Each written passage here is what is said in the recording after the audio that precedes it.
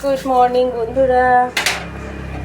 আজকের বাজার পনির, লাল শাক, উচ্ছে, কচু। ওই যে কাঁকরোল ঠিক আছে, আমার ফ্রিজে ঢোকানো আছে দুটো।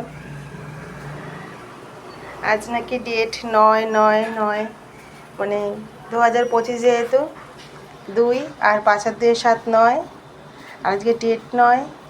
আর আজকে মঙ্গলবার, মঙ্গলের সংখ্যাও 9, তাই আজকে আবার নিরামিষ। কালকেও পনির বানিয়েছিলাম, আজকেও পনির বানাবো।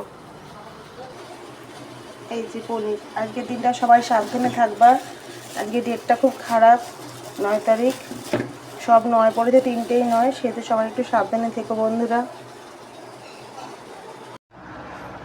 সকালের চাটা খেয়ে দিনটা শুরু করি, এবার রান্নাবান্নায় লেগে পড়বো। মঙ্গলবার, আজকে একটু পনির খাবো। ঠিক আছে, আজকে সব নিরামিষ। কালকেও পনির হয়েছে, আজকেও পনির। ঠিক আছে, একটু নিরামিষ খাওয়ার চেষ্টা করছি। স্বাদু হই নাই, তবে একটু নিরামিষ খাচ্ছি আর কি, বুঝলেন তো। এই যে পনির হবে, লাল শাক এনেছি বাজার থেকে, লাল শাক হবে, আর ডাল হবে, আর উচ্ছে ভাজা। এই দিয়ে একটু কষ্ট করে আজকে খেতে হবে, আর কি করা যাবে। এই যে পনিরগুলো কাটছে আপনার দিদি।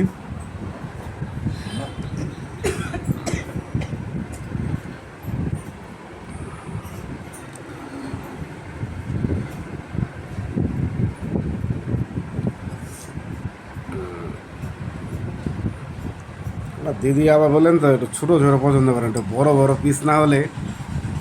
বুঝলেন তো, বাজার থেকে মাছ আনি বড় বড়, মাংসের পিস বড় বড়। এই দেখেন পনিরগুলো বড় বড় পিস। ঠিক আছে, এই তো রাখছি। উচ্ছে বটি, কে কে ভালোবাসে উচ্ছে বটি? আমার তো ভীষণ ভালো লাগে। আজকে পনিরটি তো মাখা মাখা করবো। পোস্ত, কাজু বাদাম বেটে নিয়েছি, আর জিরে আদা লঙ্কা। আজকে একটু মাখা মাখা করবো, কালকে তো পাতলা ঝোল করেছি।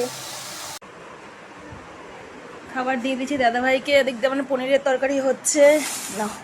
উচ্ছে বাদে এত খাবো? উচ্ছে বটি, এটা উচ্ছে বটি। উচ্ছে বটি বললেন তো, উচ্ছে বটির মানে আলু দিয়ে এত সুন্দর করে করে না, জিরে ভাজা গুঁড়ো দিয়ে মানে মাখা মাখা। আর এই যে লাল শাক, মানে আমি ভাবতে পারি না এটা আবার কি স্টাইলে খাবার।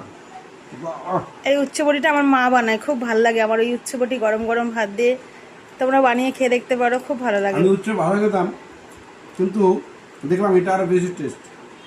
জিরা আর আটা দিয়ে করে উচ্ছে আলু ঝোলও তো বানিয়ে দিই সকালবেলা।